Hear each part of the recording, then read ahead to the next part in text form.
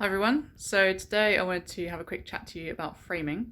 So if you've never had a piece professionally framed before, then some of the jargon and terminology might be a bit confusing, so I just wanted to break that down for you today. The first thing to explain are the different components of your frame. So we have the moulding here, which is usually wood, might be plastic on some cheaper frames, but on good quality frames it's usually wood. On the inside, this is the cardboard border that goes around the inside of the moulding. And this is called your mount.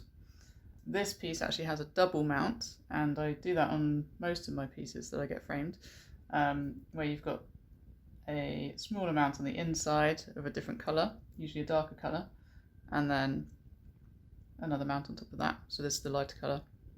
And it just gives a really nice kind of slim border around the artwork, works really nicely, and you can pick out some different colours from the artwork when you choose the colours of your mount. So there's a few different types of glass that you might want to choose for various reasons. So first of all, we have something called standard glass, and that is literally just your bog standard glass really, no frills. It's perfectly fine, does the job, but there are a few limitations to it. So the first thing is it's quite reflective. So if you have a lot of windows in your room where you're displaying your artwork, you might find that where you can see a window reflections on the glass, which gets quite annoying, especially if you've paid a lot of money for a highly detailed artwork such as this, and you really want to be able to enjoy, the artwork to its fullest, be able to see all those intricate little details without it being obscured by light reflections. So if that is the case, then you can get something called ultra view glass. And that is fantastic. That is what this piece is framed with. And it has this special anti-reflective coating on it, which is incredible, to be honest. When I first saw it, I thought there actually wasn't any glass there because it was so clear. Just the level of which it reduced the reflections was incredible. And yeah, I highly recommend it now. It is my personal glass of choice when I'm framing my artworks. It also does offer a degree of UV protection. So that's something that's good to know if you're hanging your artwork somewhere where it's getting a lot of sunlight, natural sunlight. And then up from ultra view glass, we have something called museum glass, and that is probably the most expensive type of glass. It's what antique artworks will usually be framed with.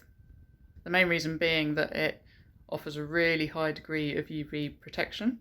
I think it blocks up to 99% of UV rays, which is fantastic if you're wanting to preserve an artwork for a really long time, but also if you're hanging it somewhere where your artwork might be exposed to a lot of direct sunlight. So I always say to my clients, don't hang your artwork in direct sunlight. It's generally not good practice. You are kind of exposing your artwork to the chances of it fading over time with that UV exposure.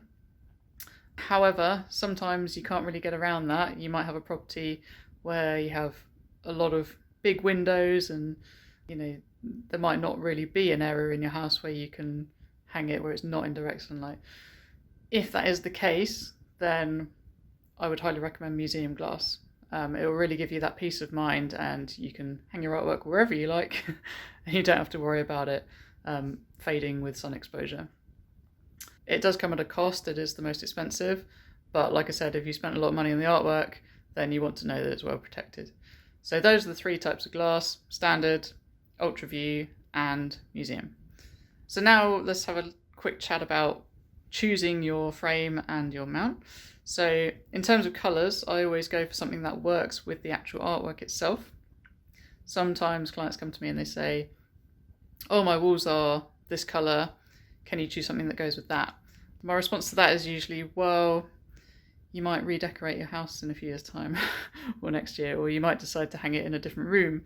So I don't generally recommend choosing a frame or mount colours to suit the walls of your house.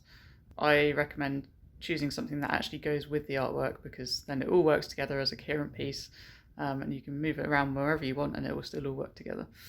So for my wildlife artworks, quite often we go for quite a natural feel with the choice of the moulding. So as you can see here, this has a lovely sort of wood grain effect to it.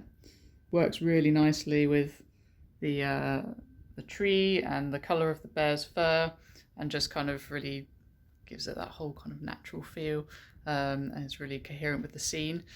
And then with the choice of the mount colours, So this light coloured mount here, we chose to sort of pick out the highlights of the bear's fur where the sunlight's sort of touching his fur.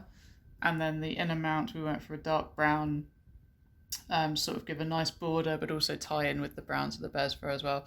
So as you can see, the whole piece just works really nicely together, and it just really presents it to its best, I feel.